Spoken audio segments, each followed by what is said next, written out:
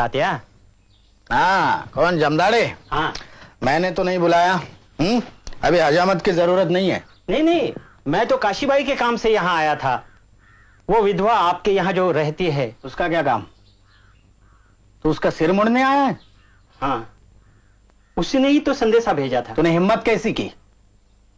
तू नहीं जानता क्या कि मैं विधवा के केशवापन के खिलाफ हूं? हम केशवापन के खिलाफ आंदोलन चला रहे, और तू उसकी हजामत करने आया है यहां मेरे ही घर में? नहीं नहीं, नाराज मत होना तात्या। वैसे तो खुद मुझे ये काम करना अच्छा नहीं लगता है, लेकिन क्या करूं, उसने जो मुझे बुलवाया। मैं तुम पर नाराज नहीं हूं जमदाड़े, तुम्हारा भी क्या दोष। मगर तुमको अगर यह काम अच्छा नहीं लगता तो तुम और तुम्हारी जमात विधवा का केशवपन करने से साफ इनकार क्यों नहीं कर देते? ब्राह्मणों से कह दो कि अगर वो इस जंगली रिवाज को जारी रखना चाहते हैं तो उस तरह अपने हाथ में ले और अपनी विधवाओं का सिर मुंडे। असल में तुम लोगों को कहना चाहिए कि जब तक ब्राह्मण लोग इस भयानक रूढ़ी को खत्म नहीं करते ना, तब तक तुम लोग उनकी दाढ़ी मूछें नहीं बनाओगे। आपकी बात बिल्कुल सही है तात्या। जरा हिम्मत से काम लो, तभी यह बंद होगा। हाँ, यही एक रास्ता है। सन 1873 दलित आंदोलन का एक महत्वपूर्ण वर्ष है। इसी वर्ष ज्योतिराव फुले ने अपनी पुस्तक गुलामगिरी प्रकाशित की। पुस्तक की सामग्री ने सनातनी ब्राह्मणों में बेहद रोष पैदा किया। ज्योतिराव, तुमने इतना बड़ा निवाला मुंह में रखा है कि न तुम चबा सकते हो न निकल सकते हो। वो मैं देख लूंगा। इस बार क्या तमाशा खड़ा किया है हेरम शास्त्री? ये पुस्तक, ये तुमने कैसे जुर्रत की कहने की कि मनु ने शूद्रों पर गुलामी ला दी? जाति प्रथा तो वेद की आज्ञा से पैदा हुई।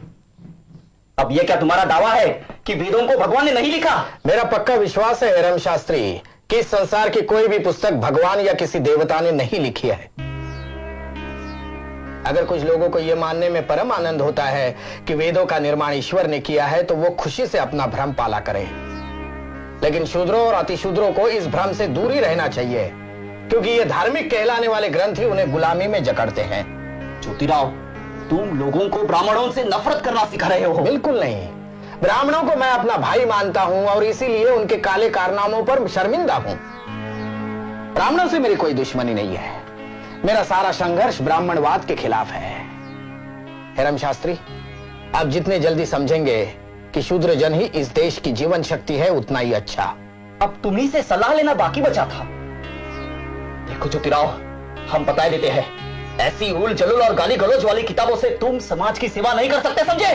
ना आप ही कर सकते हैं शास्त्री जी, ये कहकर कि वेद और पुराण देवताओं के मुख से कड़े हैं, न ये फतवा देकर कि फुले ने उल जलूल और गाली गलौज वाली किताब छपाई है, न ये कहकर कि बकौल विष्णु शास्त्री चिपळूण करके फुले पहले मराठी का व्याकरण सीखे और बाद में लिखने की सोचे। आप विद्वान कहलाने वालों में से एक भी ऐसा नहीं निकला जिसने मेरे उठाए सवालों का जवाब दिया हो। आपके पास कहने के लिए कुछ नहीं है, इसलिए ये दो कौड़ी का बड़प्पन जता रहे हैं। पूना शहर विद्वानों की नगरी कहलाती थी, आप जैसे के रहते वो शान बिजाती रही। हेरम शास्त्री, आप हमारे साथ न चलकर देश को डुबो रहे हो। समाज परिवर्तन के माहौल को अभी आप रोक नहीं पाएंगे, और अगर रोकने की कोशिश की तो समाज आपको निगल जाएगा पूरा के पूरा। फिर चाहे पानी पीकर कोसते रहना, कोई मुड़कर भी नहीं देखेगा।